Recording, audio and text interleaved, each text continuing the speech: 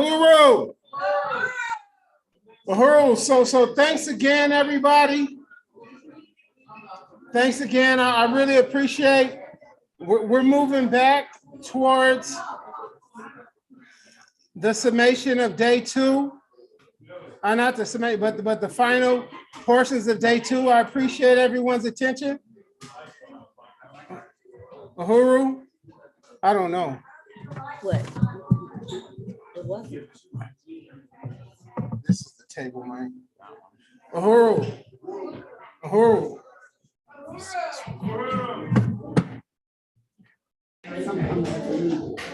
Yeah.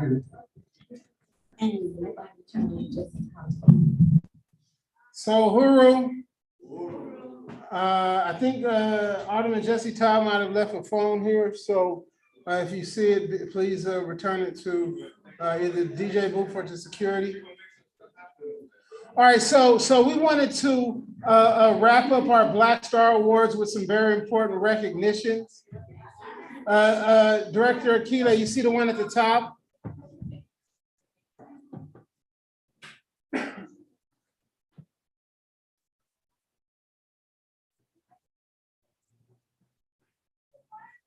Safe travel, comrades. Uhuru, so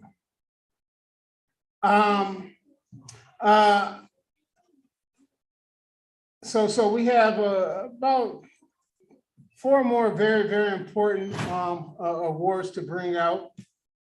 The first one, when we talk about bold initiative, people exhibited really bravery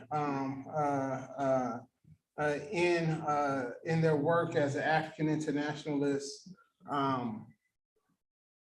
This person really embodies unity with the people. I don't know how long they've been here.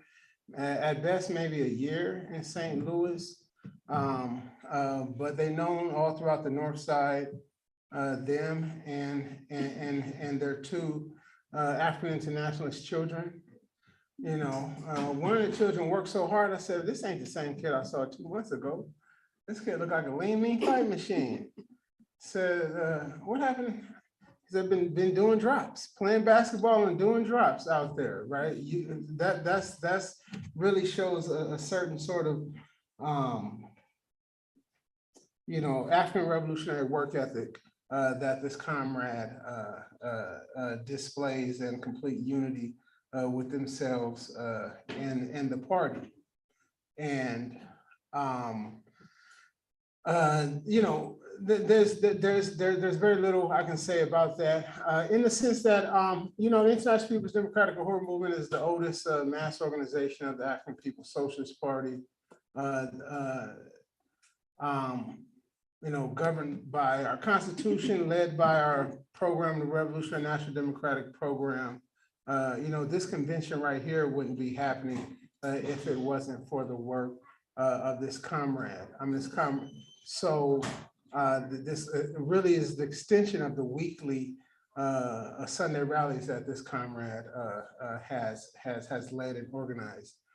So as a president of the International People's Democratic Uhuru Movement, I really appreciate the local work that this comrade has done here in my stead in many different ways. So I want to salute Comrade Rage. So I want to salute Comrade Rage with the Bold Initiative Award, and even let Fofi say some words about Comrade Rage. Comrade Rage.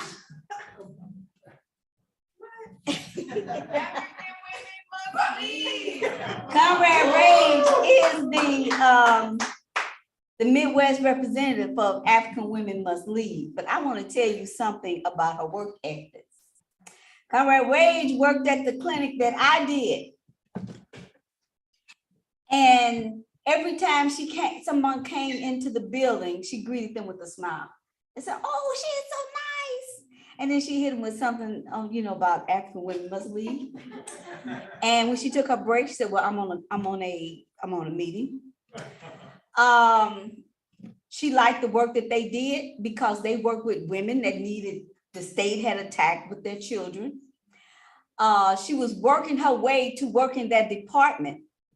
But when she left to do the market, they said, oh, we'll wait for you to get done. And you got a spot here. But unfortunately, none of us have a spot there now.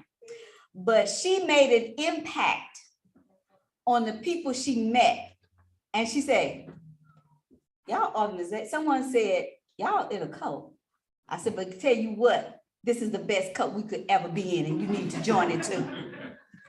So Comrade Rage is the same person you see every day. In any situation you in, she has a smile. When she got a little frown, that means she's a little tired, or either physically or emotionally. She gets the work done and she stands by her word. That's the main thing, her word. She stands by her word. And she's another one of my children. So when she's ill, I said, what's your symptoms? You need XYZ. Here, come by, I got some. Because I got medicine in my house. But Comrade Rage is, she's worthy of emulation. Uhuru, comrade.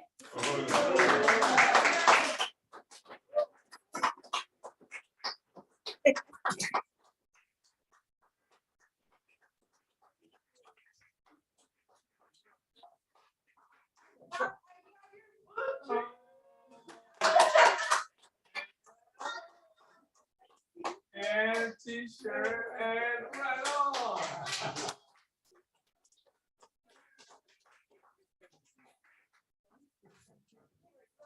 You're gonna have to say, fight like Rage. No, and the other, and the next one, I think we can do them in batches, even though one is a person, the other one is an organization. She was about to leave right now, and I said, no, stick around, please. You know, I say another as a person or organization, but I know that one person brought that whole organization, you know, to us. Whether I don't know how you say kicking and screaming in German, but brought that entire organization to us, and and it's important, you know. I interviewed her for the panel. I mean, for the podcast, and every time I see her, I say, you know, if her husband was here, he'd be in the room with us right now, and that's not a question. But when you talk about really a principled stance in unity with the African working class here in North St. Louis, you know, that's Angelica Murillo. So.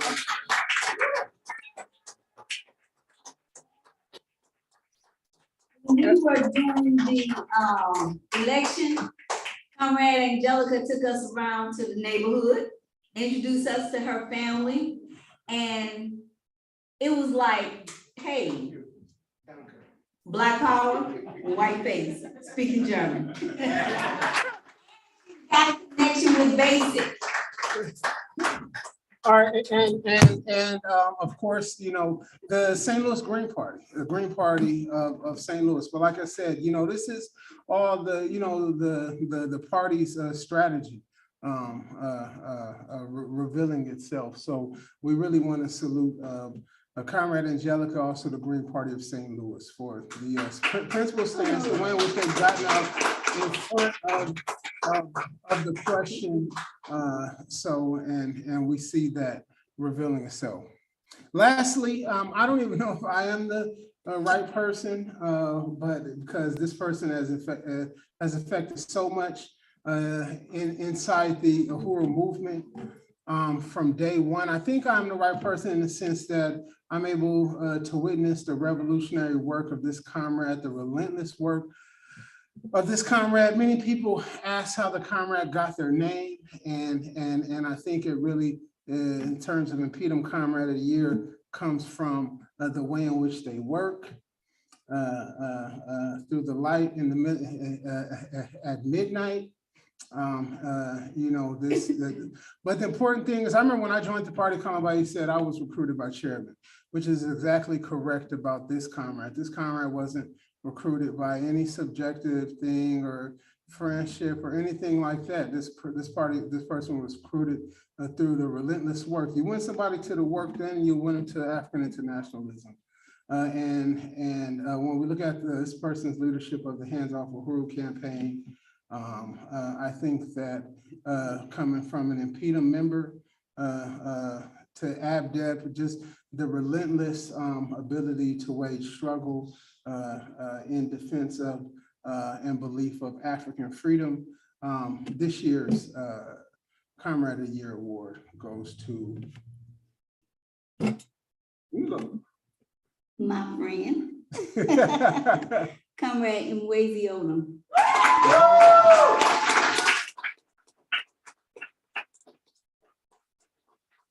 So, Comrade Mwezi, you want to say anything?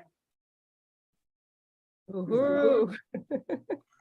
Hold on, let me start my video. You mad right now? You like that I sprung this on you? Yeah, when you said midnight or something, I said, okay, that sounds familiar.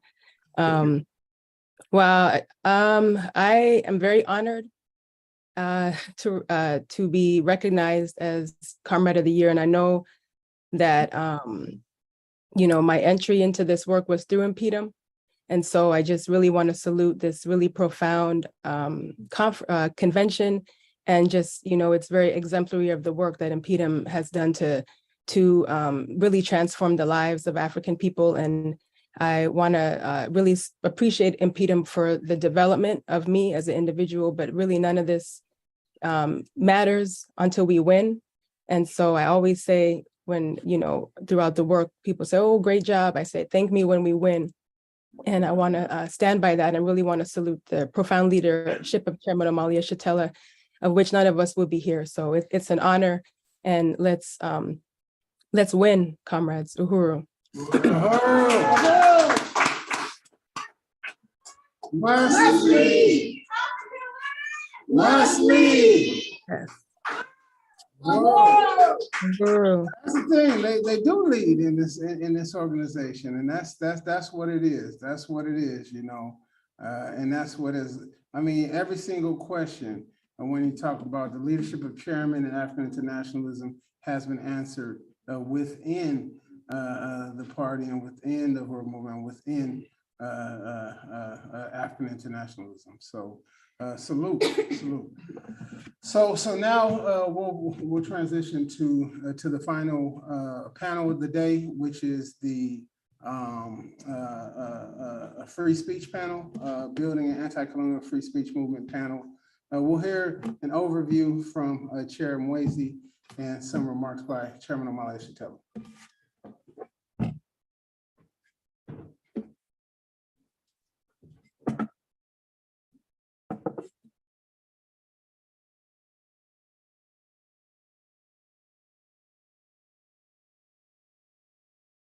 Uhuru,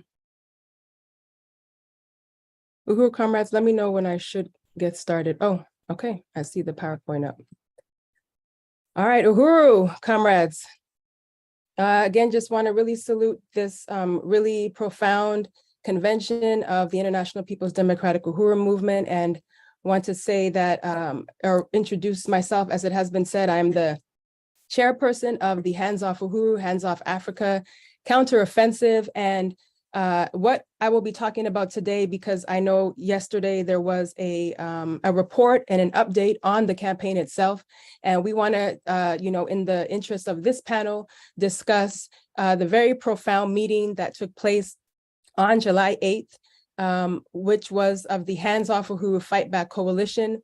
This was a call for the Hands Off Uhuru Fight Back Coalition to pull together organizations across the political spectrum to make the demand for free speech, as we understand that this attack on the African People's Socialist Party on last year on July 29th is the same attack on the African liberation struggle. And if everyone who is under attack or feels under attack by this this social system that we all live under, we can understand that it has always been an attack on the freedom of speech and the freedom to and the right to live and to fight for whatever it is that we believe. And so this campaign, it's particular, this coalition is has the goal of bringing everybody under the embrace to fight for the struggles of African, indigenous, and all colonized people. And so we're very excited. This happened on July 8th, a very profound meeting that brought together, like I said, organizations across the political spectrum. So I'm going to talk a little bit more about this particular coalition, and more so because of, just for the sake of time, focus on the demands. And you can follow along if you want to see any of this. You can go to handsoffforhuru.org/coalition. That is where you can find more information about the coalition itself. So moving on, I just want to, before I move on, I want to salute again the profound leadership of Chairman Amalia Shatella. It is, African internationalism, which is indeed changing the world. And it's not just changing the world through the war of ideas, which is essential, but also through a practical means. And this is why we can understand the party was attacked. So want to salute Chairman and also Deputy Chair Onozanaya Shatella, who, as we've said, is the architect of these institutions that we are here to defend. So we made the call on July 8th to build the anti-colonial free speech movement. And why this is important is also for the fact that one of the things that that the chairman raised very early on as, following the attacks on July 29th, was the question of free speech as it pertains to the colonized. And just, I remember the chairman, you said at one point, asking the question, like, does the colonized have access to the rights of that is, that the colonizer confers upon themselves, right? And so, like, are these rights that are extended to the colonizer also extended to the colonized? And we understand that the answer to that is absolutely not. And so, the question of, do African and other colonized people within the US and globally have the right to free speech? Do they have the right to freedom of assembly, freedom of association, freedom of thought? That all of those questions come under the banner of this Fight Back Coalition. So on July 8th, we held this meeting. We had over 70 organizations who registered to be there. Not everybody could be there, of course, but of the over 40 participants that came on that day, we had a large amount, pretty much everybody who united with building this coalition.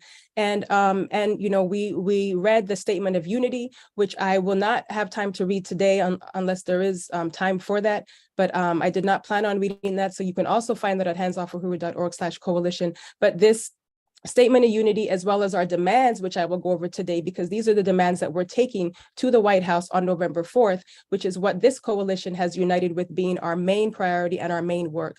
So again, you can find all this at handsoffforhuru.org/coalition. If you have the August copy of the Burning Spear newspaper, you would see something similar to this, which shows the organizations who united with building the coalition. And you can also see the many organizations on the website as well. So, and we want to just appreciate, again, just briefly, speaking of the membership of this coalition, those organizations who have, taken the step to either apply or make a contribution at the membership, of individual or of organizational level. And I do want to just acknowledge some of those organizations that have taken that step and others who are in the process of. I want to appreciate the African National Women's Organization, the African People's Socialist Party, the Revolutionary Alliance, Alex Suarez. We want to appreciate the APSP West region, the Green Party of New Jersey, Louisiana International, also the Black is Back Coalition for Social Justice, Peace and Reparations, Unión del Barrio. We want to appreciate APSC, the African People's Solidarity Committee, Sami Doon, Palestinian Prisoner Solidarity Network. We also want to appreciate individuals, Janet Coburn, and also John McCarthy. We want to also appreciate, Javon Tinsley as well as the Leonard Peltier Ad Hoc Committee. We want to appreciate Impedum, USM, Orinoco Tribune, which is out in Venezuela, UNAC, the United National Anti-War Coalition, CPI, as well as the Spirit of Mandela, membership of that, Carpani Burns. We want to appreciate the U.S. Hands Off Cuba Committee out of LA, as well as the Anti-Racist Action out of LA. This is Michael Novick. We also want to appreciate just a few more, Joko Collective and American United Foundation on behalf of Sister Zena Crenshaw, who was made an honorary member after her brutal murder and assault. So those are some of the organizations who have taken the step to become organizational members under that designation. But again, we have a large and bad coalition. So again, we're calling on everybody to all out for November 4th. This is the 15th annual Black People's March on the White House. And again, we are taking all of the demands, and this is just to really signify, or just to put the significance on the importance of the Black is Back Coalition for Social Justice, Peace, and Reparations, which has done this 14 years prior and has united with the Hands Off Uhuru Fight Back Coalition to help build this, bringing all the forces under the banner. So we want you there on November 4th. If you, if you can right now, you go to blackisbackcoalition.org, click on the March on the White House, and right there is where you can get more information about how to register, as well as information about how to find your hotel. And I know today at the Impedum Convention, there's a sign-up sheet somewhere, and if not, somebody will grab a piece of paper to get you to sign up to get on the bus, which you have been hearing all this weekend long. So quickly, we have I want to just say that we have an event tomorrow for the Hands Off Uhuru Fight Back Coalition. This is at 7 p.m. Eastern, 6 p.m. Central, 4 p.m. Pacific time. On this, during this webinar, we are going to be discussing, it's titled 50 Years After the U.S. Coup in Chile, build the anti-colonial free speech movement. And again, a call and forward to the Black People's March on the White House on November 4th. In this, we will be discussing the, what is known as the other September 11th, which is very well known as the other September 11th, which was the overthrowing of the Allende government in Chile. And we'll be having on there 2 members of the Fight Back Coalition, as well as so those members are Adelso Moret of the Defense of Humanity for Cuba, as well as Jesus Rodriguez of Orinoco Tribune. And we're very excited to have on also Reverend Kiana Jones from Community Movement Builders, who will give us an update on the, over 60 members of the Stop Cop City organizers who were, indicted on RICO charges. So we understand that all of that these attacks on one is an attack on all of us. And so here are our demands and why we are taking all of this to the fight, to the fight back on November 4th. So the Fight Back Coalition is calling on everybody in this coalition to win participation with the Black is Back mobilization. And our demands of the Fight Back Coalition are, number 1, the Hands Off Uhuru Fight Back Coalition demands that all the charges be dropped against the Uhuru 3 and all those who were targeted and politically imprisoned by the U.S. colonial state. Number 2, we demand the democratic right of the African People's Socialist Party and the Uhuru movement to advocate and organize for the total liberation, reunification, and self-determination of Africa and African people worldwide. Number 3, we denounce all FBI and US government raids, politically motivated indictments, arrests, surveillance, slander, and attacks against the African Black liberation movement, as well as against all anti-colonial movements and social justice, anti-war, anti-imperialist, and free speech organizations and movements, as exemplified by, as we can see, with Stop Cop City and the Tampa 5. Number 4, we demand the right to freedom of speech and freedom of assembly to struggle and build our movements for justice, peace, liberation, and unity for all people. We demand the right to speak out and associate with our allies without fear of reprisals from the US government and the colonial state. We demand the release, this is number 5, we demand the release of all political prisoners, including Leonard Peltier, Jalil Al-Hameen, Mumia Abu Jamal, Ed Poindexter, and many others, and drop the charges against Assata Shakur. Number 6, We demand that all candidates and political parties contesting in the 2024 presidential election and other elections adopt the demands to drop the charges on the Uhuru 3 and other targeted organizations, whistleblowers, and individuals. Number 7, we demand an end to the US government attacks on the Mexican, Navajo, and other indigenous peoples, occupied Palestine peoples, the Filipino people, African people in Haiti, Alex Saab and the people of Venezuela, and an end to the blockade on Cuba, and the demand to lift the travel bans and the designation of Cuba as a state sponsor of terrorism. And the last demand of this coalition is number 8. We demand the immediate cessation of US funding on the war in Ukraine and that the billions of dollars being spent for that carnage be paid towards the long overdue reparations demand by Black people.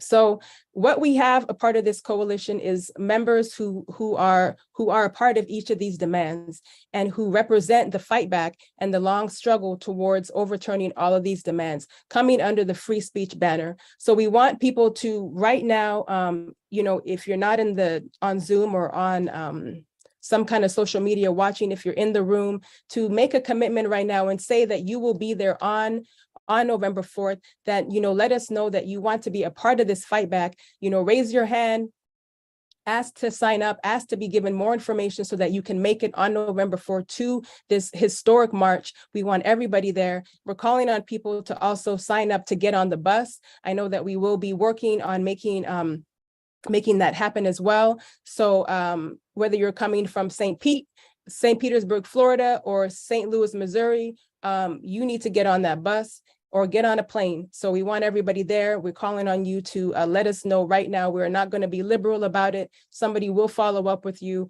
And I want to start or end by saying hands off Uhuru, hands off Africa, and to drop the charges against the Uhuru 3. Uhuru.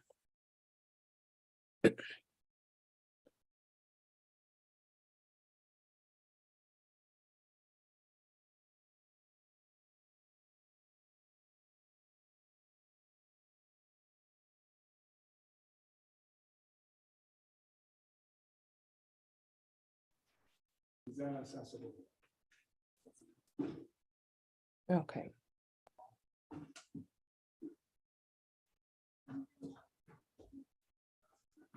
Is that call accessible? Is that with November 4th?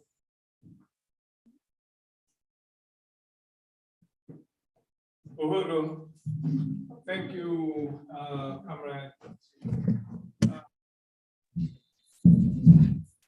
I don't remember. I appreciate being able to have this discussion around organizing and building this free speech movement. I think it's an incredibly significant development. And I think it is a development that challenges the capacity for the US government to carry out this traditional mode of operandi where they will isolate the African community and be able to attack us. And neutralizing the African community opens the door to attacking other kinds of organizations and people, throughout this country. I think that's part of what that was about, and the significance of what it is we're doing now contends with all of that. I think I'll minimize my presentation, my participation here by simply presenting to you the call for this November 4th mobilization we'll be taking part in. I want to really again repeat the call for everybody to register for November 4th. And you can do that going to blackisbackcoalition.org, register now. And also everybody should register for the event that's going to be happening on tomorrow, Monday, that hands off Uhuru. So here's the call. Forward to the Black is Back Coalition's 15th annual Black People's March on the White House, November 4th. Drop all the charges, drop the charges on the Uhuru 3, not one step backwards. build the anti-colonial free speech movement. There's a powerful new movement afoot. It is a movement that has been brought to life by a revitalized African liberation struggle and the recreation of a generalized and essential multinational unified anti-colonial leadership. It is a movement that will correct the course of history that has enslaved the world under an oppressive colonial mode of production that spawned capitalism, a system generally known as imperialism. There's something happening here to my,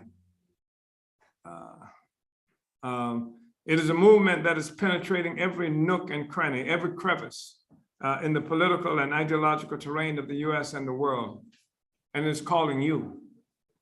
This movement will roar to prominence on November 4, 2023, with the 15th annual Black People's March on the White House, sponsored by the Black is Back Coalition for Social Justice and Peace and Reparation. This year's Black People's March on the White House is being co-sponsored by the Hands Off Uhuru, Hands Off Africa Fight Back Committee, along with the massive anti-colonial free speech coalition that was organized during a July 4th conference. The coalition is made up of at least 40 organizations and many individuals spanning the ideological and political spectrum. It's important to state that this whole question of free speech, it was mentioned on yesterday, that the reason they have attacked me and the African People's Socialist Party is because we're out front. That's what the vanguard is. And because it is we who stand between them and the rights of all the other peoples and different groups and organizations. So it's non-sectarian in the sense that we don't require a political line to be adhered to in order for participation. 18 of those organizations are constituent organizations of the Black Coalition for Social Justice, Peace, and Reparations, along with its organizationally unattached individual members. The theme for the 15th annual Black People's March on the White House is not one step backwards. Black liberation movement under FBI attack again. Drop the charges now.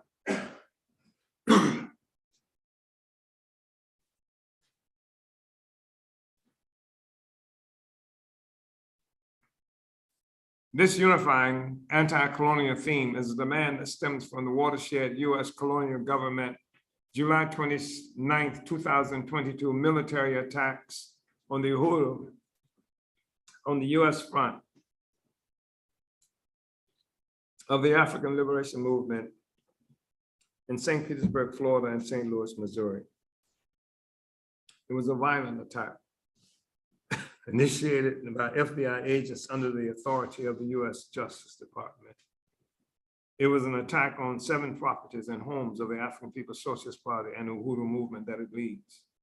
It was an attack that shut down and terrorized entire roped off African neighborhoods, in some cases demanding identification from Black people attempting to leave and enter their homes during the pre-dawn raids. Armored vehicles and flashbang grenades, along with assault weapons with lasers targeting the chest of APSP Chairman Amali Shatel, accompanied battering rams that destroyed doors and broke windows during the FBI looting rampage that stole financial records, archived materials, videos, cell phones, laptops, and other communication devices to the tune of $40,000 in damages.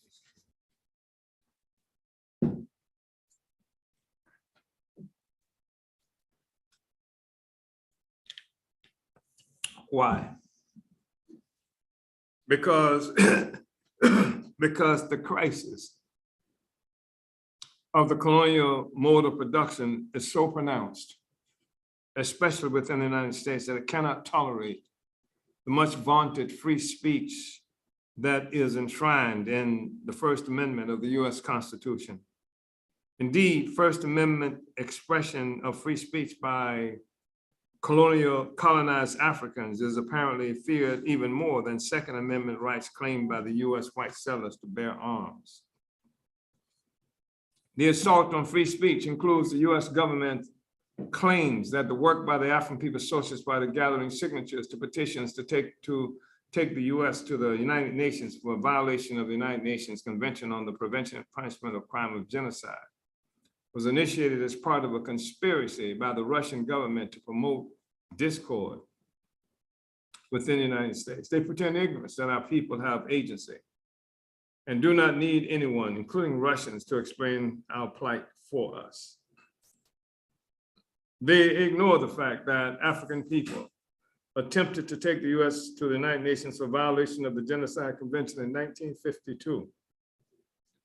4 years after it was adopted by the United Nations and 40 years before it was even ratified by the United States. They pretend to be ignorant of the dictum from the assassinated Malcolm X that Africans in the US should stop taking our case to US courts and bring the criminal United States before the world court. They pretend ignorance of the fact that the African People's Socialist Party created the first World Tribunal on reparations for Africans in the US in November of 1982 in Brooklyn, New York, where an international panel of jurors found the US guilty of violating international law, including the United Nations Genocide Convention. The US Colonial Justice Department ridiculously claims that the Uhuru movement election campaign for mayor and city council in St. Petersburg, Florida, during putting reparations on the ballot for the first time in history in 2017 and 2019 were also paid for by Russians. When the 14-point political platform of the African People's Socialist Party has carried explicit references to opposition to genocide and demanded reparations since the 1970s.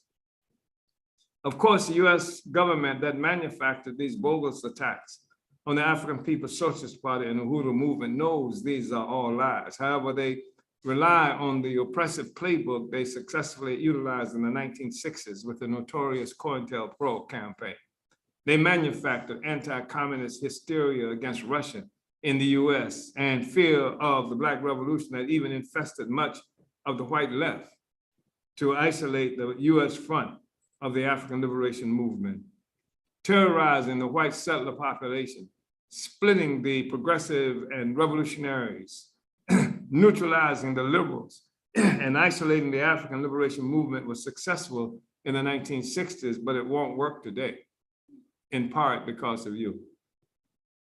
The Black is Back Coalition's 15th annual Black People's March on the White House is being co-sponsored by the Hands Off Uhuru, Hands Off Africa Committee, and the massive anti-colonial free speech coalition that recognizes that the attack on the APSP and Uhuru movement functions as the proverbial canary in the coal mine. We refuse to allow the Black liberation movement to be isolated and through inactivity function objectively as colonial accomplices. We see the intensification of repression in every sector. Indigenous people in concentration camps, euphemistically referred to as Indian reservations and barrios, and the 50-year lockdown of political prisoner Leonard Peltier, the continued imprisonment of children in cages at the US southern colonial border, and more.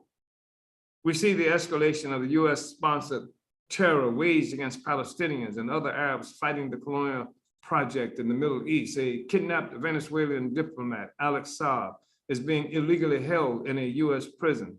Supporters of Cuba demanding the removal of that noble country from a bogus list of terrorism sponsors. Spurious indictments of opponents to the Cop City Project in Atlanta, Georgia, are all examples of the growing repression in the wake of the July 29, 2022 attack on the US-based African liberation movement represented by the African People's Socialist Party and the Uhuru movement.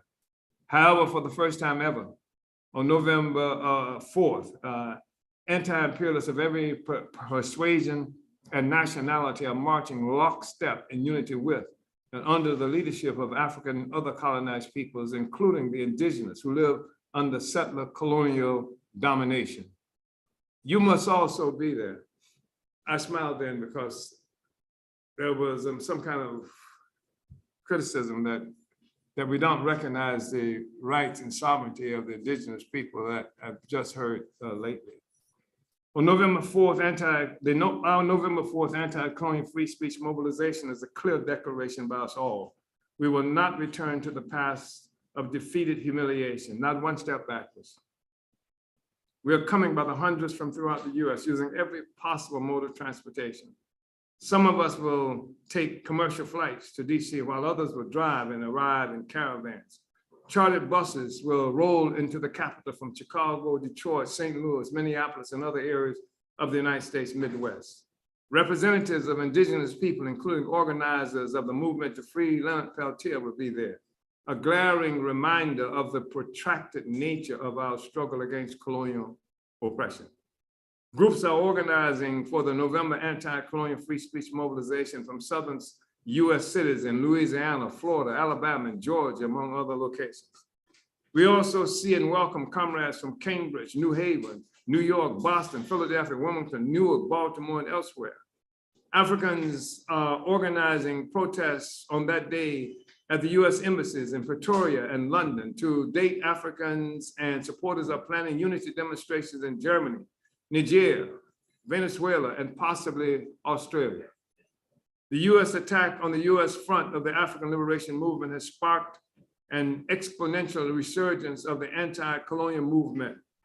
Ideological and political shackles that prevented united collaboration against our colonial oppressors are being shattered everywhere. The colonial issue is exploding globally. Niger, Mali, Burkina Faso, Brazil, and Venezuela are part of this explosion. The pushback against the revived Marcos regime must also be included. Your participation in the November 4 Black is Back mobilization will be part of this anti-colonial liberatory explosion.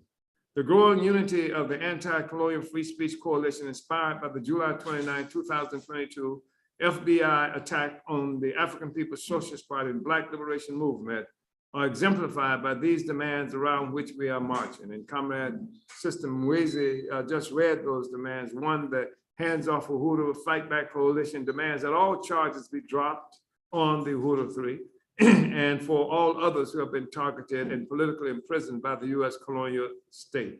2, we demand the democratic rights of the African People's Socialist Party and the Uhuru movement to advocate and organize for the total liberation, reunification, and self-determination of Africa and African people worldwide. Number 3, we denounce all FBI, US government raids, politically motivated indictments, arrests, surveillance, slander, and attacks against the African liberation movement, as well as against all anti-colonial movements and social justice, anti-war, anti-imperialist, and free speech organizations and movements, as exemplified by the attacks on Stop Cop City and the Tampa 5. Number 4, we demand the right to freedom of speech and freedom of assembly, to struggle to build our movements for justice, peace, liberation, and unity of all peoples.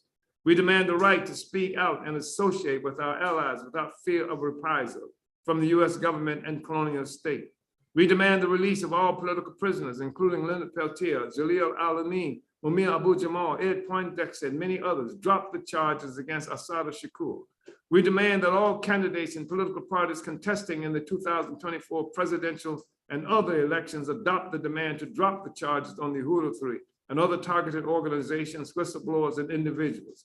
Number 7, we demand an end to US government attacks on Mexican, Navajo, and other indigenous peoples, occupied Palestinian people, the Filipino people, African people in Haiti, Alex Saab and the people of Venezuela, and an end to the blockade on Cuba, and demand the lift on travel bans and the designation of Cuba as a state sponsor of terrorism. And number 8, we demand the immediate cessation of US funding of the war in Ukraine, and that the billions of dollars being spent for that campaign be paid toward the long overdue reparations demand for Black people. With the July 28, 2022 attack, with the July 29, 2022 attack on our freedom movement, the colonizer has picked up a big rock and dropped it on his foot. We are uniting and we are winning. Drop the charges on the Uhuru 3, build the anti-colonial free speech movement. Venceremos. Uhuru. So that would be the contribution, and this is something you should be seeing shortly in your emails and other means of communications. Brother Justice, still haven't found that phone? No. Okay, all right, Uhuru. All right, so that's it, comrades. I don't know where else we are, just in terms of program, Sister Folkley. Pinning this.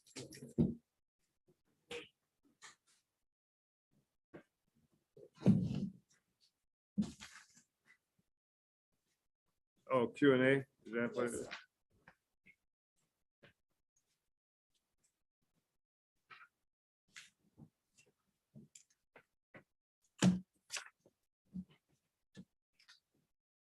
Uhuru, comrades. Uhuru.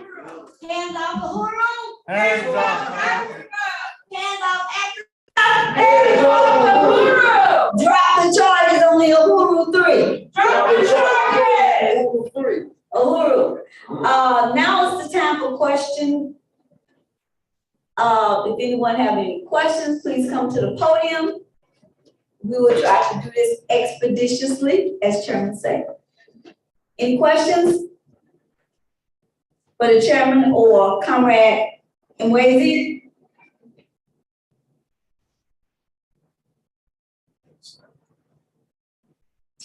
Okay. I have a question for everyone. See you in November 4th in DC.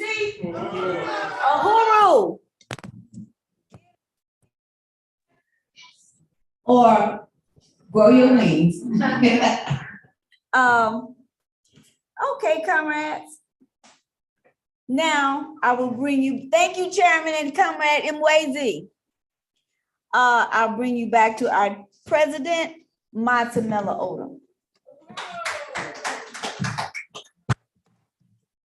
Uhuru, so it should be live. Yes. Okay, Uhuru.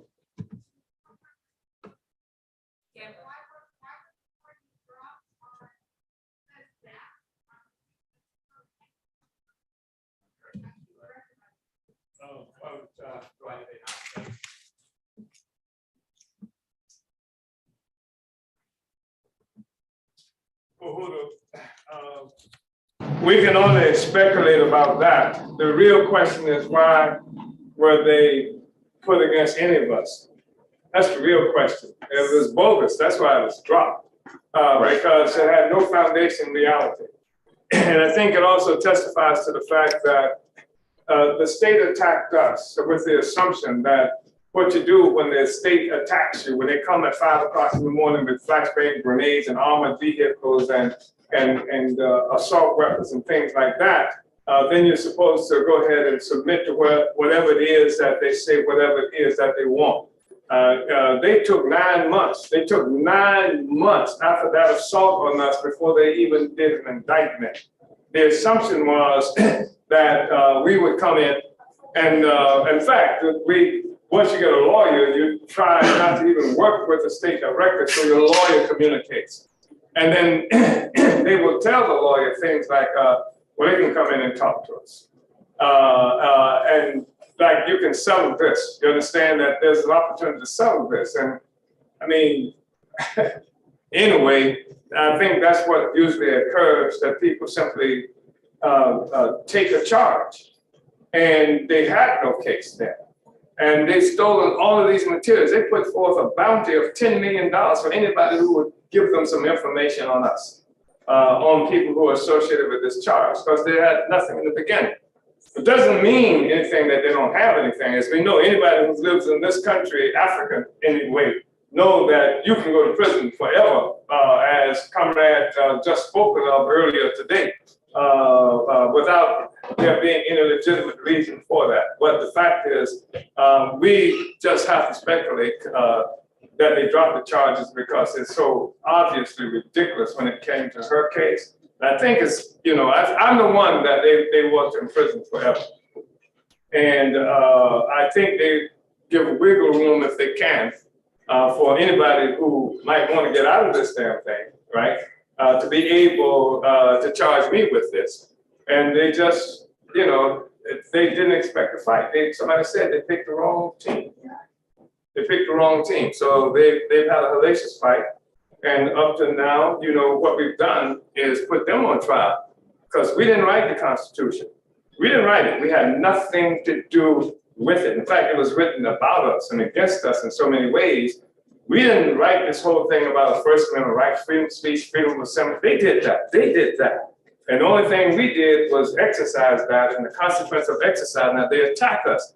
Now it's they who are really on trial around this case because they got to be able to justify an assault on their own premise of democracy, the one that they say they sending people to murder people around in Ukraine today, but because of their own, you know, claims for democracy, etc. So I think that's why they did it, because they had nothing in the first place. They expected we would roll over.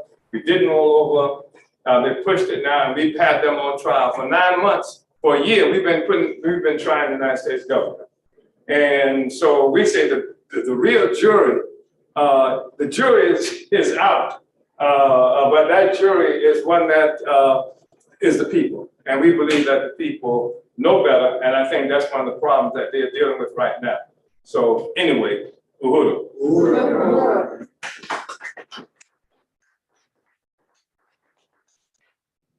We have to believe in our right to be free. Yes. Right? We really do. We have to believe in our right to be. I appreciate the statement of Ho Chi Minh. There's nothing more precious than freedom and independence. And we have to believe that. We have to really believe in that. If we don't, then every time the cops show up or they do any kind of thing, like we fold, we collapse. Our people will have no dignity because the dignity of the people is something that's represented through us. The integrity of the people is something that we represent. Right. And they'll destroy it every time they can. You saw a picture while we were showing some stuff here of some African men in their undershorts with police standing around them. Those African men were members of the Black Panther Party in Philadelphia in December. And Rizzo, the guy who became mayor, who was chief of police, in an attempt to demoralize and crush the spirit of African people, took these forces who were leaders of our community and stuck them up against the wall and had reporters to show them in their underclothes.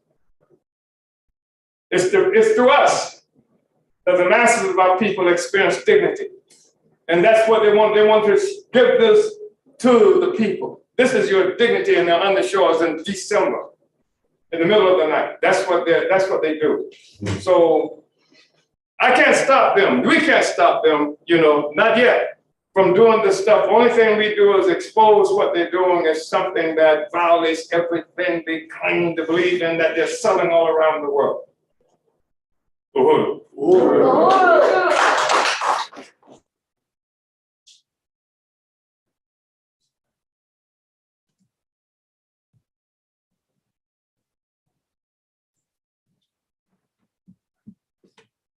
Uhuru, so, and then we checked underneath the table and everything?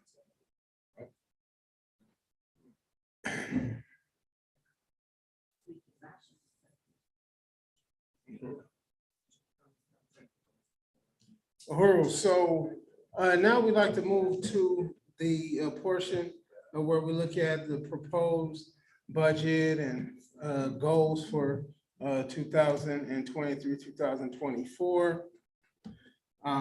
The importance of this here is to quantify, to visual, to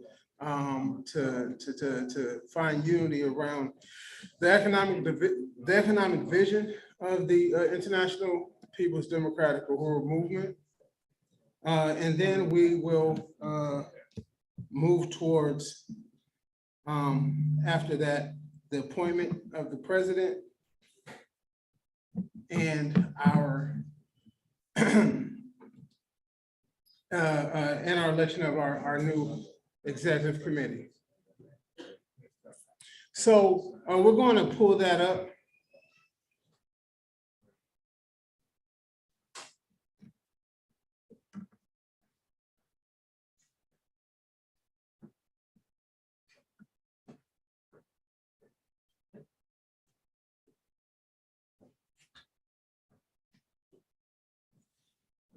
All right, so we're going and move. When we look at Impedim's proposed income for 2023, what we can see is that, sorry.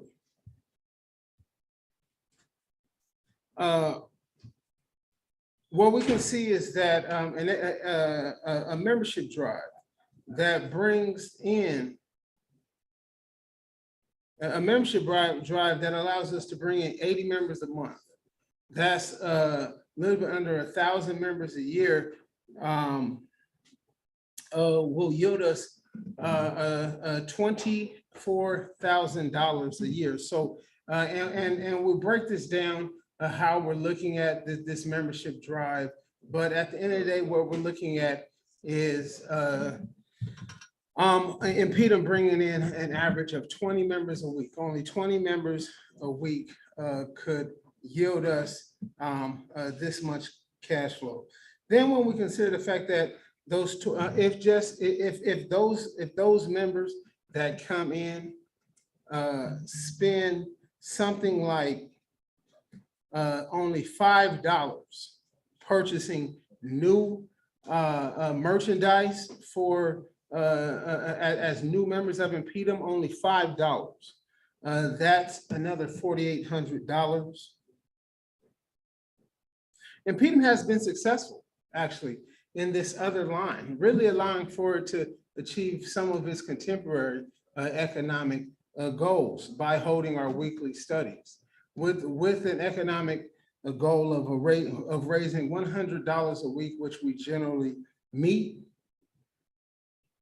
4 times a month. Actually, $100 a week actually is $5,200, but we're looking at a low ball of $4,800 off of our weekly studies alone. The important thing here is the economic vision of Impedum in 2023, 2024 is asking us to cover as much space as possible, virtually, as well as, of course, geographically.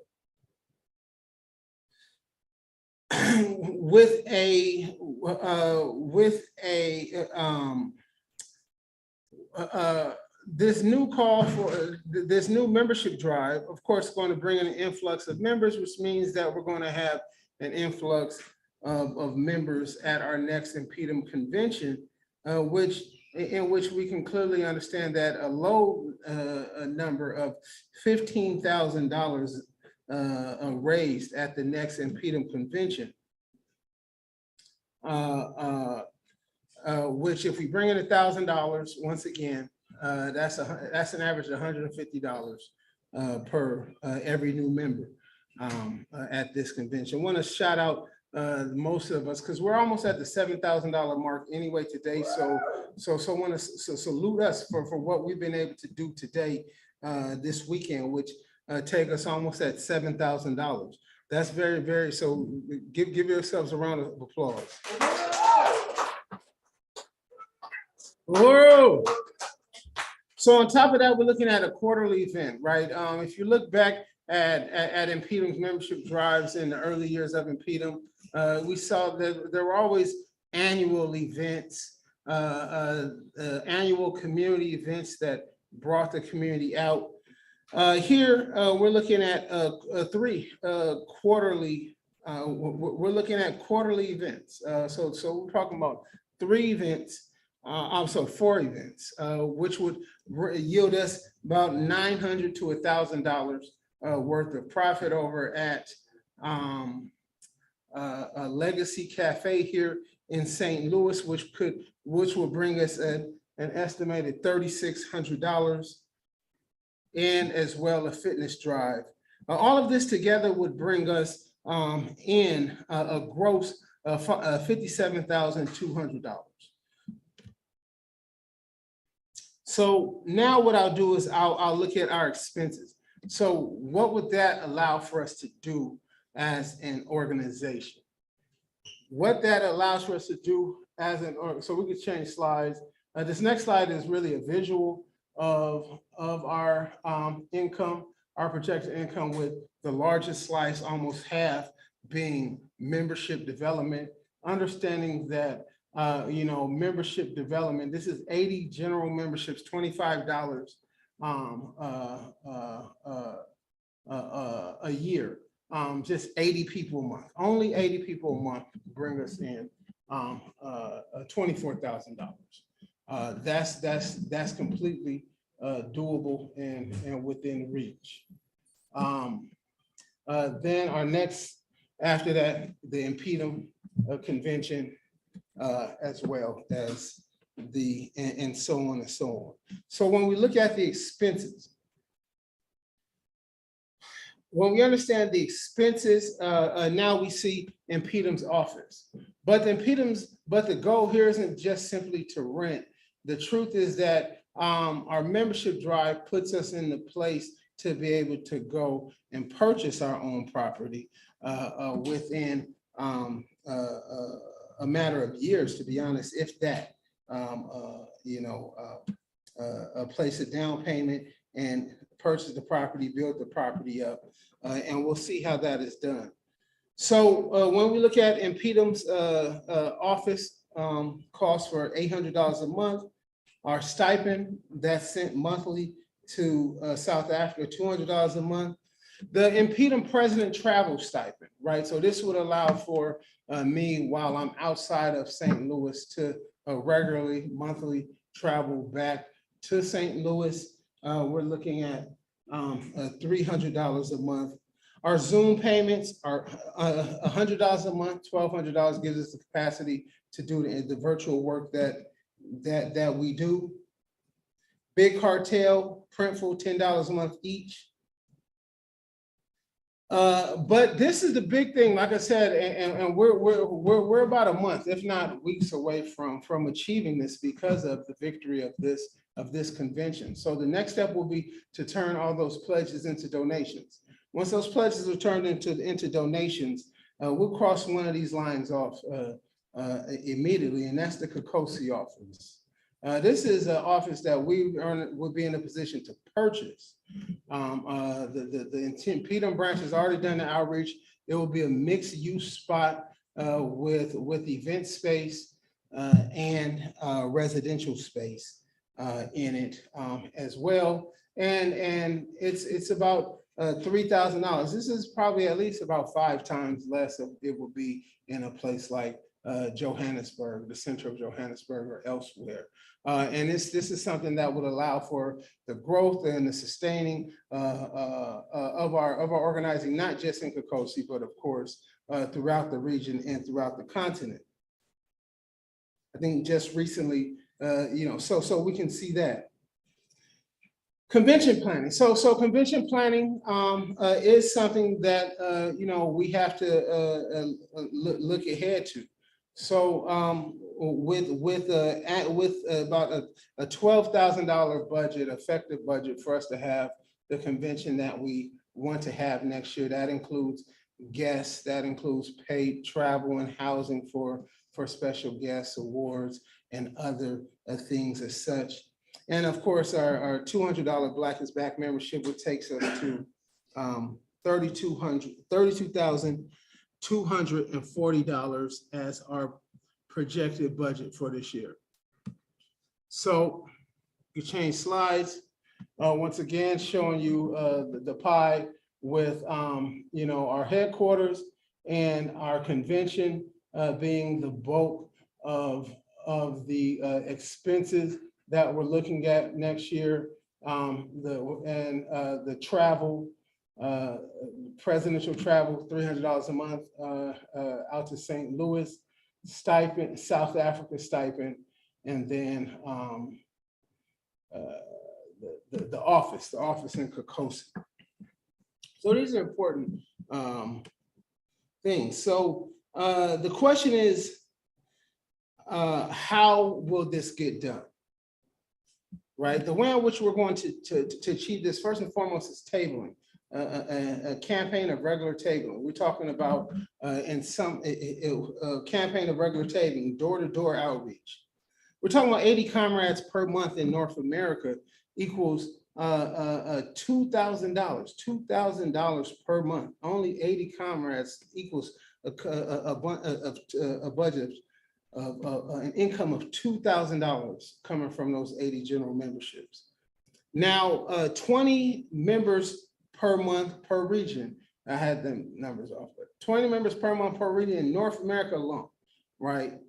We understand that this will be magnified with the work we're doing right now in the UK, magnified with the work we're doing on the continent. This is just a general estimate. But if we take a region like the northern region, and we say, okay, 80 members a month, 20 members a month, that sounds like a lot. But let's take a look at the northern region and how the picture of African people look in the northern region. Jump down to New York City. I had to make sure those numbers were correct, but 2 million African people in New York City. 2 million African people in New York City. What's it look like if we simply stand outside of the most busy train station? Times Square, Grand Central. That's the one by Madison Square Garden. What's the one by Madison Square Garden? Penn Station. Thank you. So we're talking about 2 million there, 167,000 in Boston, 140,000 across the river in Newark, 654,000 in Philadelphia, 319,000 in DC.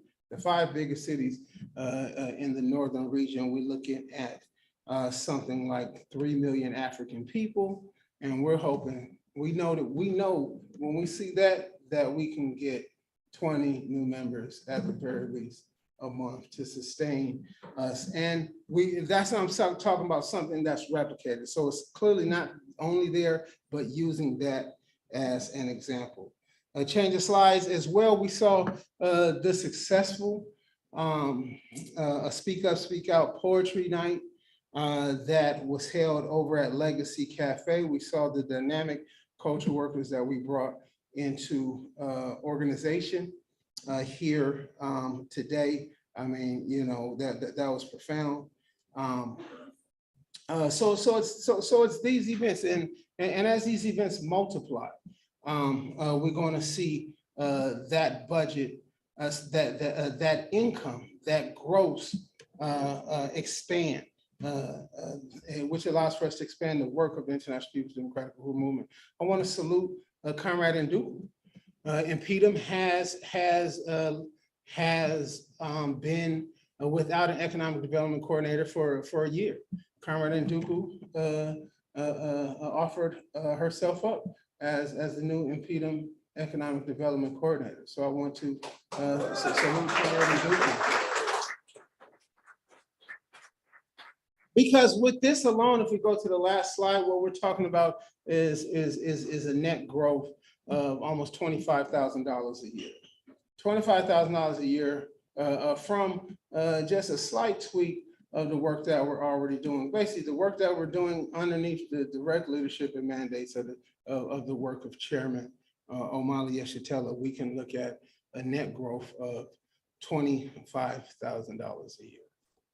So that's the budget, that's the economic projection that I present to you all for 2023, 2024. I'd like to now open it up for questions and then a vote of support of this budget. So Uhuru.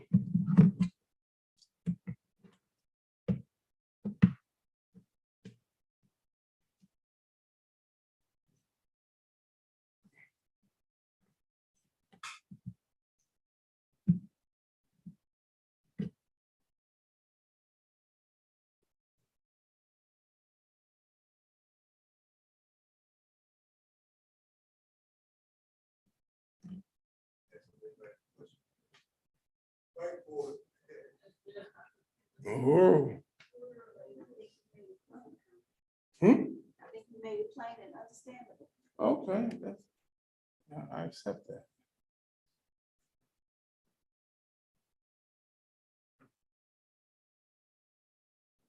Any,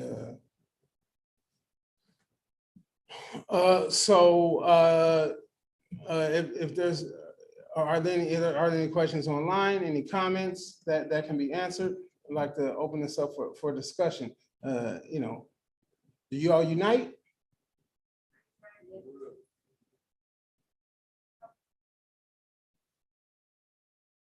So the floor isn't closed. I think for me, the question that I have will be asked, say, Okay, Uhuru. so I want to see the organization reach to at least make some much. Okay, so essentially the impedance regional strategy. Uhuru, that's all excellent questions. Thank you.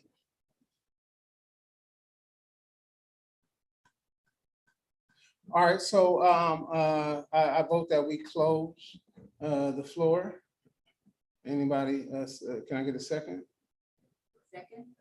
All right, so I move that we accept this 2023-2024 impedance budget proposal. I second. All right, so you second, so everybody in support say yes, or Uhuru? Are there any no's? Any abstentions?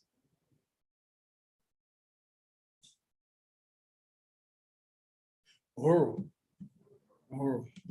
So now we'll move towards the next agenda item, which is appointment of the appointment of impeding president. So, Chairman.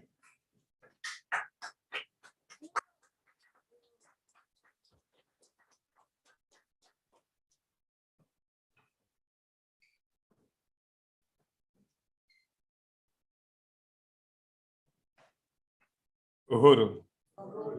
I want to thank you, Comrade President Masamela, for the introduction, and I want to just again salute this extremely important convention that we're having, and remind us that this convention is happening in the wake of the attack on our movement. It's the attack on the African People's Socialist Party and the Uhuru movement.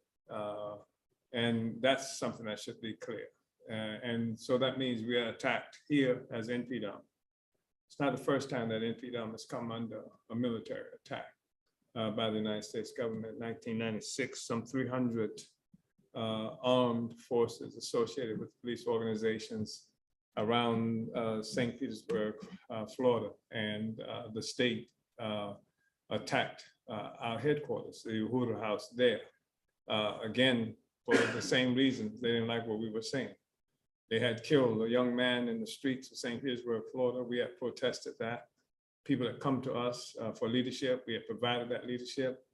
And they had done here exactly what they did with Mike Brown, where they had a grand jury that took this case of these murderers of 18-year-old Tyrone Lewis in this case. And they were going to make a determination of whether the cops had done anything in violation of the rights of Tyrone Lewis in murdering him. And we had organized a meeting, and they to deal with that, and it was on a regular NPDOM meeting day, and they started arresting members of our movement of NPDOM before. And they assaulted the Uhuru House because they were concerned about what we might be saying at that meeting, dealing with the question of the grand jury exoneration of the two murderers of Tyrone Lewis. So this is a movement that was born, in fact, as part of the process to defeat this counterinsurgency, this war that's being made against Black people, the kill Malcolm for what he said, kill King for what he said, killing African and other revolutionaries around this country in various places in the world for what we said. So this assault on free speech is common, it's ordinary, and NPDOM from its very inception has been in the mix dealing with this question of free speech. So this is the context in part within which this is happening, but things have changed so much since 1996 and earlier.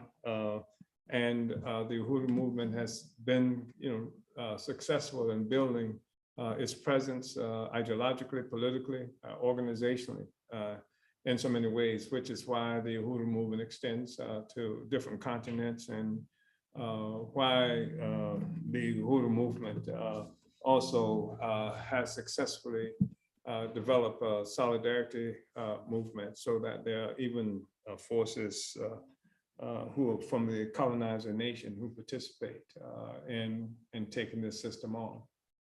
And they attacked us. As I said, it's a different time. We've changed so much of the terrain here. And they attacked us at a time where the system itself was going through extreme challenges that is still trying to get a grip on. It's being contested internationally. On the international level, it's being contested. It's being marginalized. The big hegemon is itself being marginalized by not just events, but by organized efforts that centered within the international colonial community. It's dealing with that. It's the problems that it's having with the established economic structures that came about in the 1940s that the U.S. has commanded in alliance with all of the other European colonial powers. That stuff is being rent now. It's being assaulted now. That whole arrangement doesn't work as well anymore. It's been having to deal with internal contradictions. Nobody ever imagined, certainly not my age, and certainly not the age of most of the adults in this room and in this meeting, wherever you are, nobody ever imagined you would see a situation where a former president of the United States is being indicted for a number of charges and for several different courts. Nobody ever imagined that. Nobody ever imagined a situation where a former president would declare that the whole voting system is rigged. That's what Reed always said. That's what the colonized and oppressed people, this is rigged. And now to have this person who is running for office, nobody would ever imagine that the leader of the United States government, the empire here, would be talking about fake news. We've lived with fake news all our lives. Every time we see something happening in our communities, they create stories, they invent them. I think they have a basement someplace where they go and just create stories just to falsify the reality that Africans and colonized and other people are confronted with. Yet the president of the United States is saying this. The guy who's running for office, the president of the United States, is talking about how he knows the vote is rigged, how he knows that the politicians don't work for the people. But he says when he was even running for office, they work for the people with the money. He says, I know, because I've hired them. No, but this is a system that's in a state of severe kind of crisis. It's in crisis in the international arena. That order that it has established is crashing all around it. The terrain that it controls is fast shrinking internationally. And then inside the country itself, you see this crisis in part reflected, as I just mentioned, by the president of the United States. And now the guy who is the existing president of the United States seems to be implicated not only in cocaine in the White House, which simply is dropped off of the radar. Nobody's talking about that anymore. They found the cocaine in the White House. Now you understand why Sleepy Joe is so sleepy. Maybe. But the idea that they would be talking about this stuff that they talk most of the time. It's the kind of coming up in the news. So we understand much of that. This is just a very deep and profound crisis, and where the legitimacy of the institutions of the system itself is being called into questions all across the political and ideological spectrum. So This is the situation that we've come to this meeting in. And we've come to this meeting at a time where the government has attacked us, but that the government itself and its institutions are also under assault. Under assault by people, by white people in this country and much of the world. That's how events are unfolding. So it's important. I want to say that this is the context within which Comrade Masamela assumed the presidency of the International People's Democratic Movement. And again, I want to say that NPDOM is an organization that was founded by the African People's Socialist Party. And the African People's Socialist Party is actually, party of the African working class. We say that not just in terms of the actual ideology and philosophy, but even many of the leaders of the party, working class, many of the members of the working party, working class, and the various institutions. We don't have the kind of experience that different sectors of the middle class of the petty bourgeoisie has in developing certain kinds of institutions. We're fighting and struggling to make these institutions what we want them to be. And there's so much that we have to do with NPDOM. For example, I'm glad to see in this meeting today, we've introduced a discussion around the budget. That discussion will develop as we move forward because there's so much that's not addressed and not spoken of, but the fact is that we finally got it on the agenda. We've finally provided the membership with an opportunity to look at a proposed budget, what it is that we're trying to do, because the membership needs to own that budget. If we say we need X numbers of dollars and this is how we're going to get it, that needs to be the membership needs to own that. If we say that a certain percentage every year of our budget is going to come through membership numbers, then the membership has to own that. That means that we are driven not just by our love for freedom and all and these abstract questions. We're driven in terms of getting members because we got to meet the budget.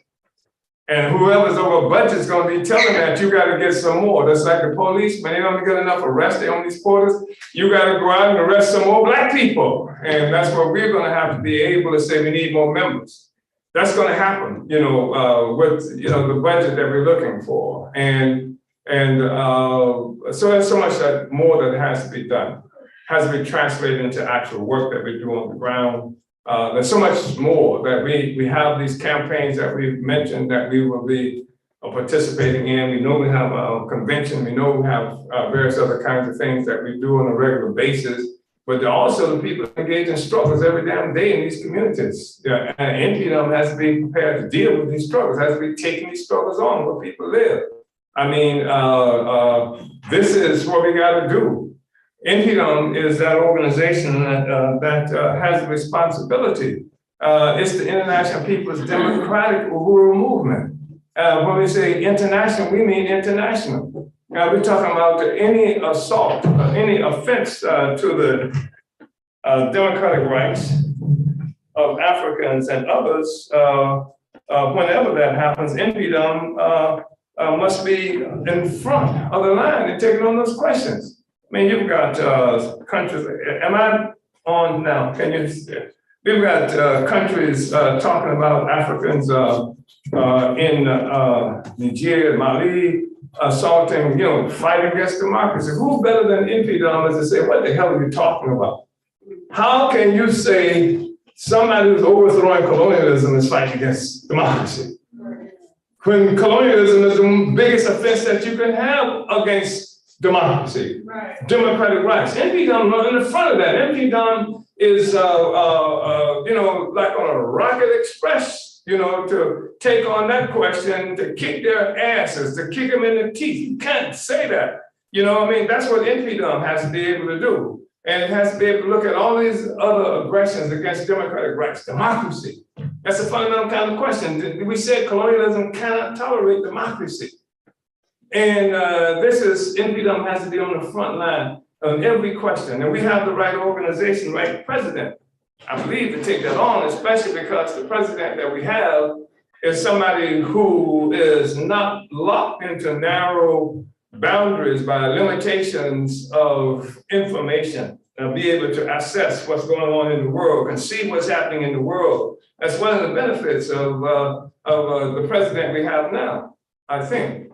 And so that's the kind of stuff that has to happen. NPDM is the International People's Democratic Uhuru Movement.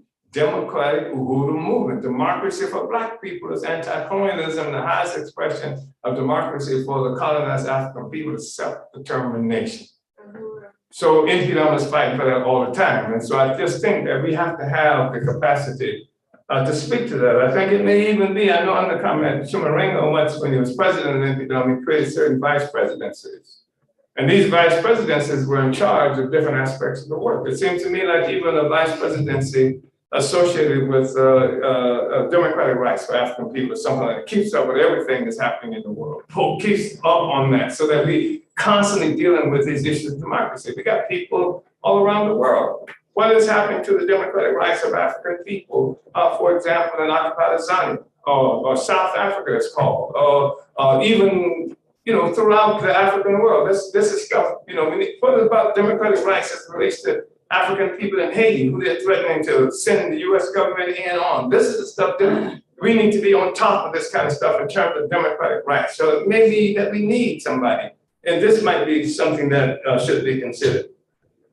I want to say that I've really appreciated this convention. I think we've had a lot of tremendously important discussions and made some incredible discoveries during this process. And I want to unite with the call to recruit, with the recognition that we have to recruit.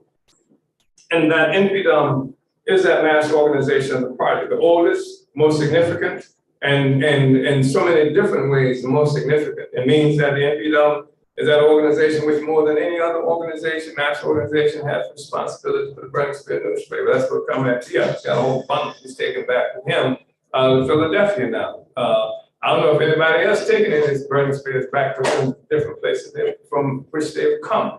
But I think this is NPDM's work. NPDM has day-to-day work. And everybody's not going to do day-to-day work. We understand that. That's the kind of organization it is. NPDM is an organization, when we talk about recruit, is there anyone in this office who in this meeting was an active a member of the National Association for the Advancement of Colored People? Is there anybody? And I raise that because if you go to an NAACP office in any city in this country, you'll find a handful for a meeting. You'll find a handful, maybe 5, 6 people in the meeting. But they got the money that has come from the numbers that are members who don't show up to meetings. Generally speaking, unless there's an urgent crisis, unless they go march on the White House or something like that, and they've been rallied to do that. But they've got members. They might have 6, 7 people come to the meeting, but they got 50, 100, 200, 1,000 people who are members of that organization.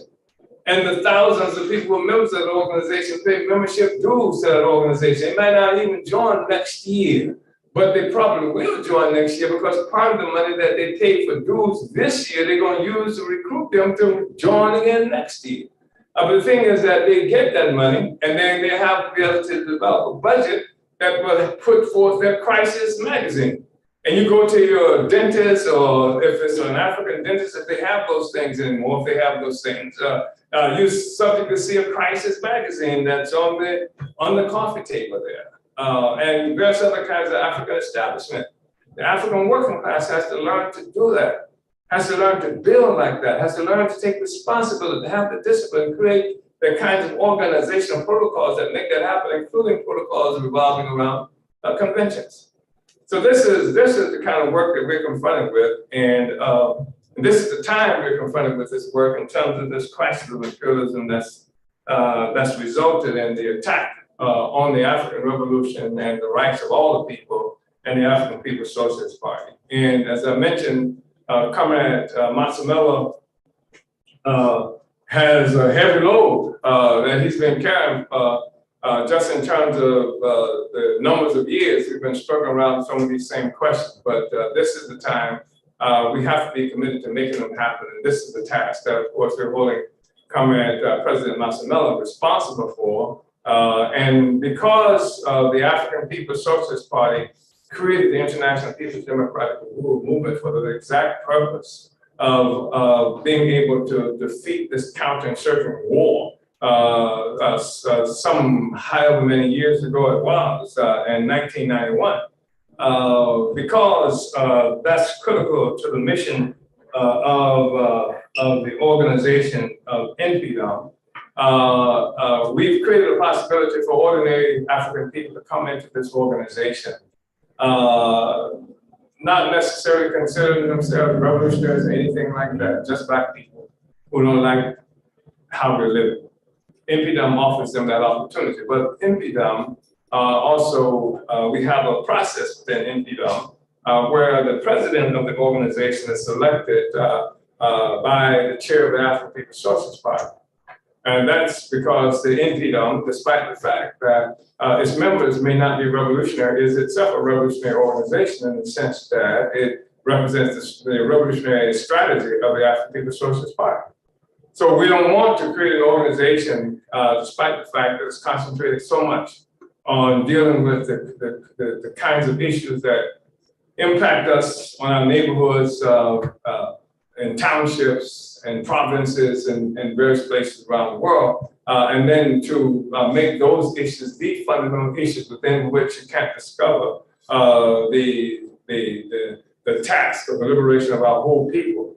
And we don't want it to become some kind of opportunist organization. We can't allow for it to become an opportunist organization that would sell out the short-term interests, the long-term interests of the people for some kind of short-term gain here. We've created this situation, again, of the chair of the African People's Socialist Party selecting the president of the International People's Uhuru Movement. And I am really conscious of the significance of that responsibility and the choice that I have made in terms of, at this convention, to say that of Comrade Masamela as continuing the office of the chair of International People's Democratic Uhuru.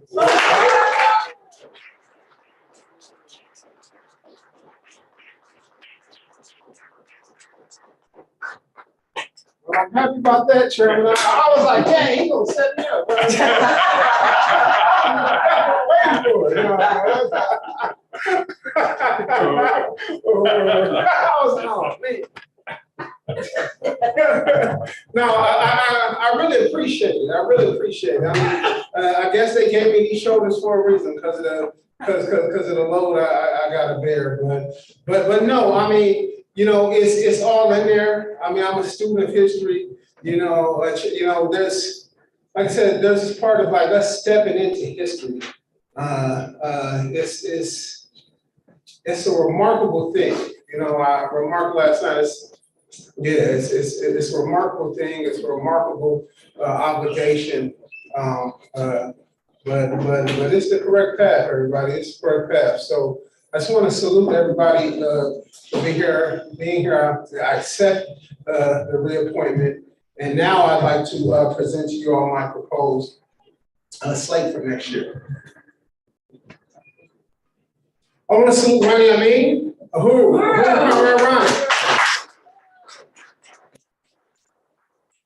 You know, I just want to salute Comrade Ronnie Amin. Comrade Ronnie came out last week to the poetry. You came to the poetry slam. So, Uhuru, Comrade Ronnie, on that, like I said, I totally understand, you know, the obligation we have, especially as Africans, African men, to our families, to the community, to work we do. So I really salute your ability to come out to the convention this weekend. I just want to also, I wish I could be more available. I appreciate it, and I'm humbled by this acknowledgement, especially when I can't be present in ways I would love to be present. So I thank you, I'm humbled, I greatly appreciate it, and I will promise, however I can, whatever capacity I have.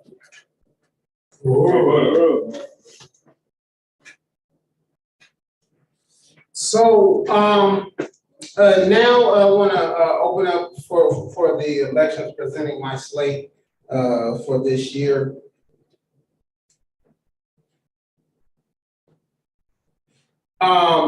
So we had, so to vote, you have to be an impeded member. So if you want to vote and you're not an impeded member, you have to be an impeded member to vote. People online can vote, people, in present can vote. If you are on Zoom, you can do the raise hand feature so you can be counted and can be saved into the historical record, or in the chat, put vote in favor. If you're not a member, like I said, please refrain from voting or join. So with the proposed slate for this year, I want to salute Comrade Deepen. Comrade Deepen, I'm on LinkedIn, so I found this photo. I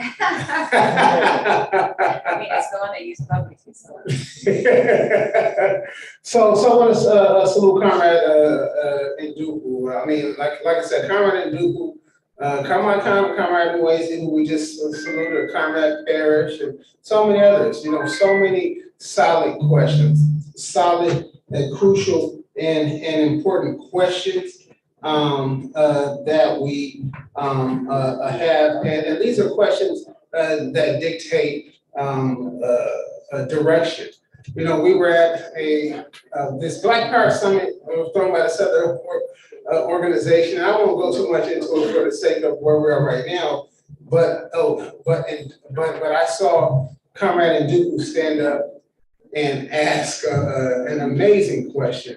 And it was a strategic question that and they had no answer for it. They had no answer for it because I think that revealed Comrade Nduku's honesty on all levels. So I approached Comrade Nduku about the possibility of her interest in economic development, and she united to it, and it was the work. I know the convention. Comrades in New York said we have to get that comrade to out there. So I want to salute the comrade for accepting that, as well as our regional representatives. Without a doubt, the thing that I've struggled with the IEC this year to do is to grow vertically. The regional strategy, so the success that we see is the success where people are growing committees on top of committees. Like South Africa, Occupy Design got a committee to overlook the committee work. I mean, this is like, they got a committee to overlook the committee work. And then the committees under that do the work. It's African internationalism. It's science. It's the science of society. So this slate really represents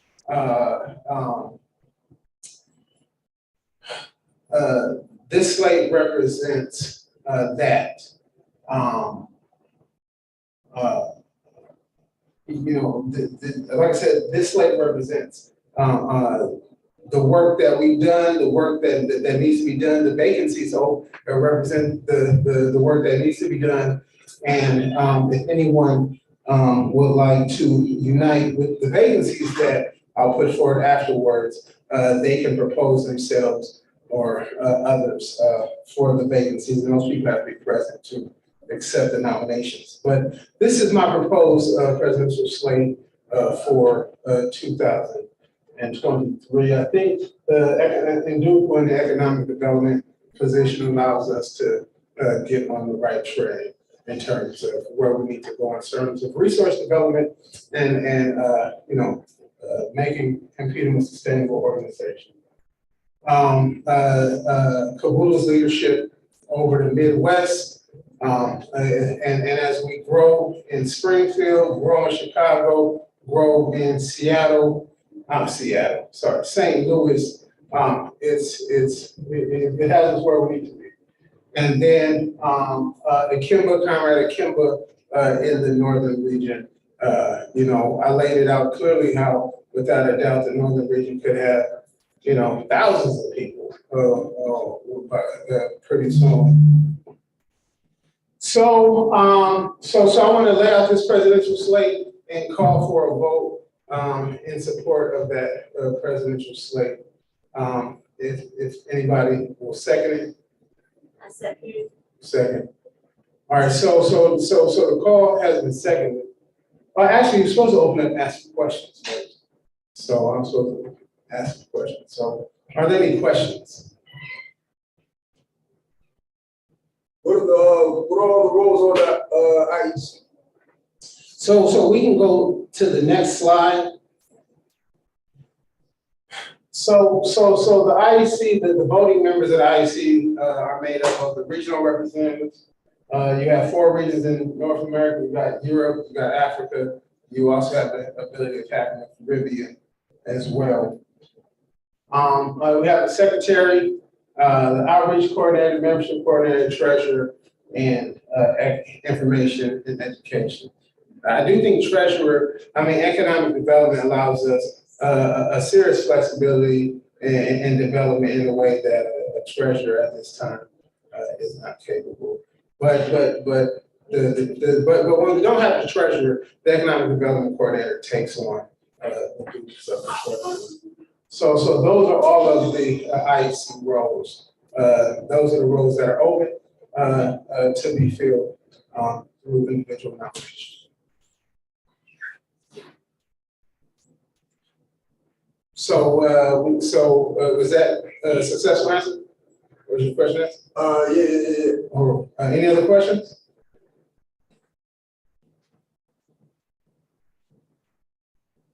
All right, so we can go back. Hopefully that's seconded the call that we moved to the vote. All people in support of the slate. Uhuru! All right, anybody in opposition? Keith? And once again, man, I'm happy. You know, like I said, it was many years ago. I was talking to this brother. This is my brother right here. Yeah, same birthday, but you know, same birthday. So yeah. So I'm happy you ready to come, Leroy. I'm happy to be here. I appreciate the welcome. Uhuru. Yeah, surreal. It's surreal, you know. But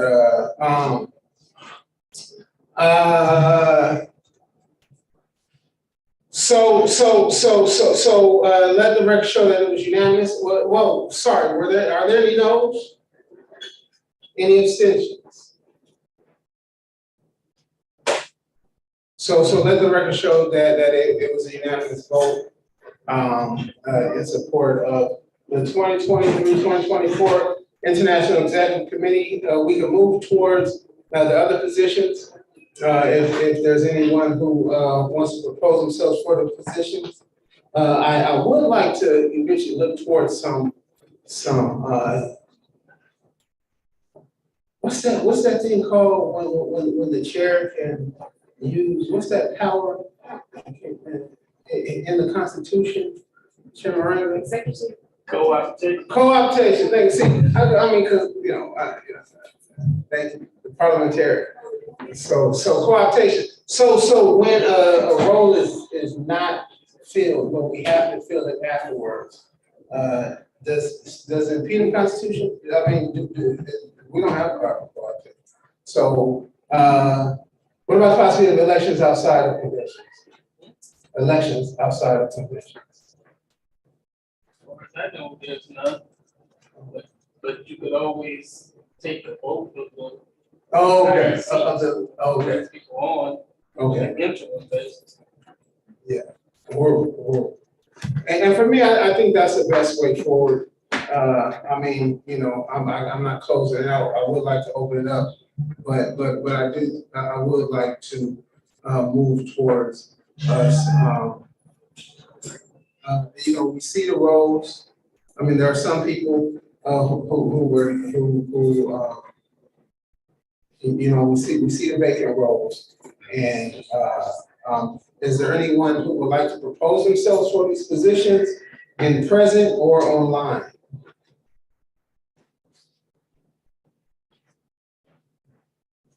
Any questions around?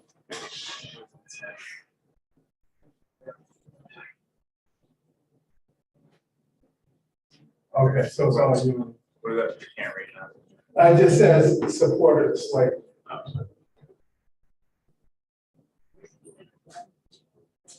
So We have our 2023 Freedom International Executive Committee.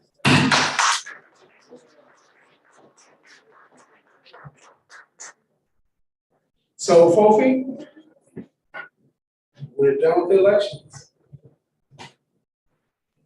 That's it. So, any final remarks, Chair? If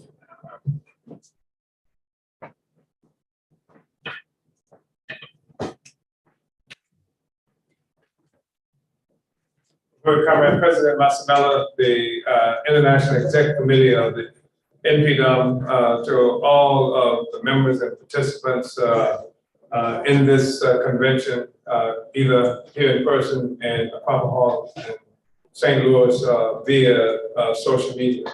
I just want to express my appreciation and say that it's been a powerful 2 days, quite an eventful convention.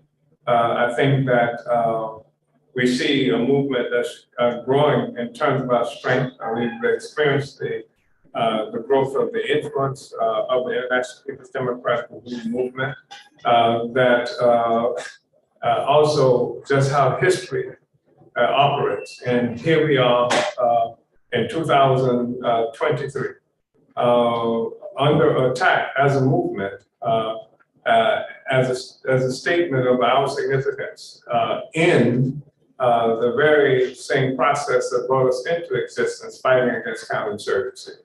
So we indicated that we were here to complete that revolution that the U.S. government and the colonial powers of the world assaulted in the 1960s. We came with NPDUM as a powerful instrument to bring masses of African people into the process of fighting to defeat that counterinsurgency. And here we are today. I think it's just testimony to our significance and the contribution that we have made, NPDUM has made, to actually maintaining the struggle against colonialism that we came here to protect and project. And also, we see the developments in the world that confirm our significance as well, in the sense that everywhere in the world today, we see people talking about fighting against colonialism, and it's actually disrupting the colonial project with arms in some instances and various other means. We see the colonized people growing closer, achieving greater unity in ideology in terms of being able to articulate what it is that's happening to us, and greater unity organizationally in terms of how we're moving with November 4th with an anti-colonial free speech movement that for the first time in the history of struggle inside this country has resulted in an ability of even settlers being able to unite with the anti-colonial project. So it's been a very powerful thing, and I appreciate being able to speak with you here at this NPDUM convention. And just want to say, adelante siempre, forward ever. Black was never, all power to the people. Black power to the African.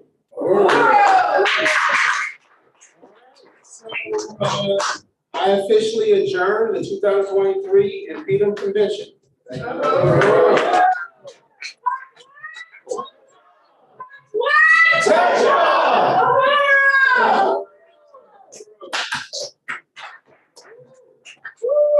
Man, that's that.